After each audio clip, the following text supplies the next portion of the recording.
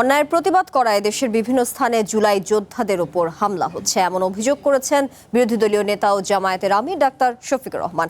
অভ্যুত্থানে আহত এবং শহীদ পরিবারের সদস্যদের নিয়ে রাজধানীতে এক মতবিনিময় সভায় তিনি এই অভিযোগ করেন। অনুষ্ঠানে জামায়াতের অন্য নেতারা বলেন, গণভোটের রায় বাস্তবায়ন এবং জুলাই গণহত্যার বিচারে বিএনপিকে তিল পরিমাণ ছাড় দেওয়া হবে না। AKS অর্জন করল গিনেস ওয়ার্ল্ড রেকর্ডস। AKS আগের সরকার ছিল সরবে জুলুম, এখনটা মনে হচ্ছে নীরবে জুলুম।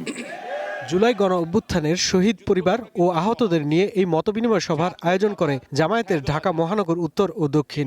স্বদেশের জুলুমকারীর বিরুদ্ধে যুদ্ধ করা অনেক কঠিন। সভায় জুলাই আন্দোলনে আহত ও শহীদ পরিবারের সদস্যরা চিকিৎসা সহ নানা বিষয়ে অবহেলা নিয়ে অভিযোগ করেন। আমার জন্য তো কিছুই রইল না, আমার তো একমাত্র সন্তান ছিল কামাই করার জন্য।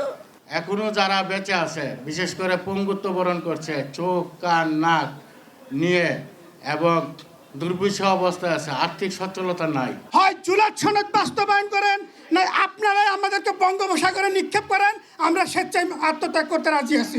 জামায়াতের নেতারা বলেন, গণভোটের রায় বাস্তবায়নের প্রশ্নে বিএনপিকে তিল পরিমাণও ছাড় দেওয়া হবে না।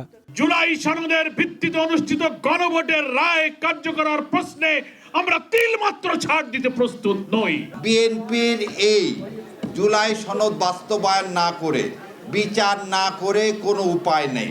যারা জুলাইকে মুছতে চায় তাদেরকে ইতিহাস থেকে মুছে দিতে হবে। অন্যায়ের বিরুদ্ধে প্রতিবাদ করায় দেশের বিভিন্ন স্থানে জুলাই যোদ্ধাদের উপর হামলা হচ্ছে এমন অভিযোগ করেন বিরোধী দলীয় নেতা এবং জামায়াতের আমির ডাক্তার শফিকুর রহমান। জুলাই যোদ্ধাদের উপর আক্রমণ হচ্ছে বিভিন্ন জায়গায়, আমাদের উপর আক্রমণ হচ্ছে। দোষ আমাদের একটাই যে আমরা অন্যায়ের বিরুদ্ধে কথা বলতেছি। আক্রমণ করেন, অসুবিধা নাই, করতে করতে কে কোথায় যে পালায় আর ডুবে আল্লাহ তাআলা ভালো জানে। কিন্তু আমরা যা বলার জাতির অধিকারের জন্য আমরা বলেই যাব। সরকার সব জায়গায় দলীয়করণ করে বৈষম্যমূলক কর্মকাণ্ড করছে বলেও অভিযোগ করেন জামায়াতের আমির। এখন একদম নির্লজ্জ দলীয়করণ চলতেছে। শাহরিয়ার বাঁধন, ওয়ান নিউজ, ঢাকা।